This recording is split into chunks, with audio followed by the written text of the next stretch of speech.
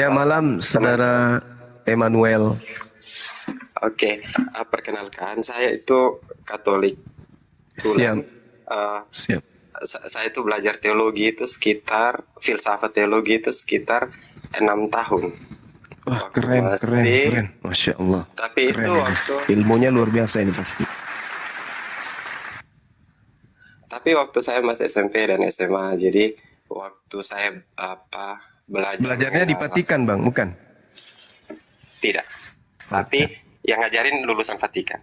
Jadi uh, Hmm, sepanjang saya diajari tentang teologi Katolik dan filsafat, teologi dan filsafat itu dua hal yang berjalan bersamaan karena keyakinan saya itu konsep ketuhanan itu tidak ada yang benar-benar mutlak. Karena kita manusia, kita terbatas oleh pikiran. Bisa saja pikiran kita lah yang mengarahkan kita untuk membentuk sesuatu kepercayaan. Karena kita ini kan makhluk yang kecil. Jadi kita membutuhkan suatu sosok yang maha besar untuk menunjukkan keterbatasan kita. Itu yang saya pahami. Jadi dan itu bukan teologi, itu filsafat, dasar pikiran. Sehingga ketika memahami tentang agama dan kepercayaan, itu lebih ke kepercayaan kita bahwa ada pencipta yang menciptakan kita. Ada sebab akibat. Bukan dengan berdasarkan pikiran bahwa saya mempercayai hal ini karena ada yang salah di kepercayaan orang lain, bukan seperti begitu, tapi lebih karena kebutuhan saya akan keyakinan saya bahwa kekecilan saya ini, eksistensi saya saat ini itu muncul karena ada yang lebih besar dari saya.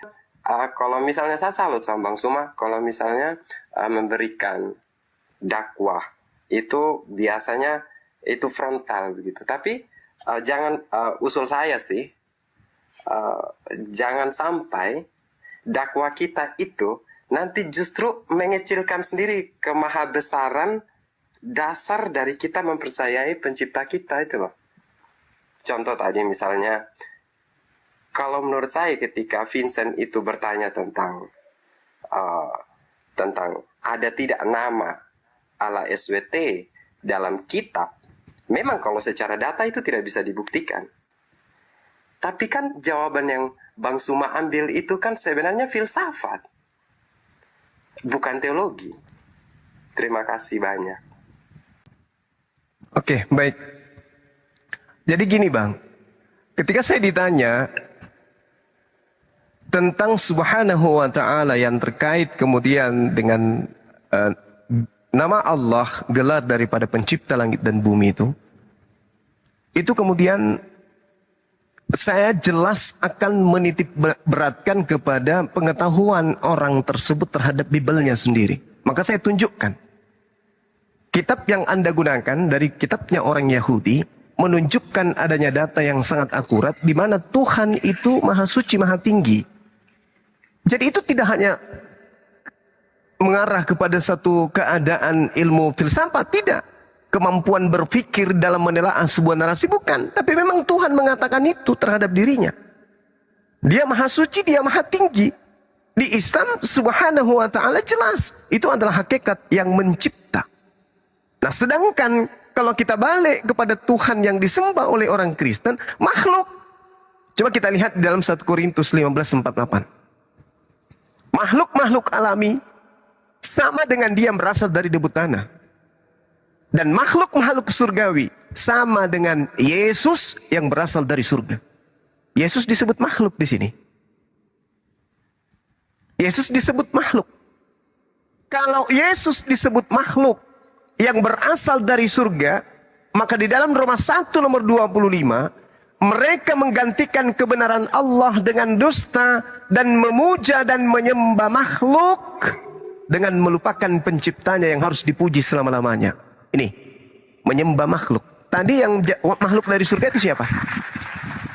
Yesus. Jadi bukan hanya sekedar pemahaman filsafat aja di dalam bertuhan itu, enggak. Justru orang-orang yang melahirkan ilmu filsafat sekarang mereka bertuhan.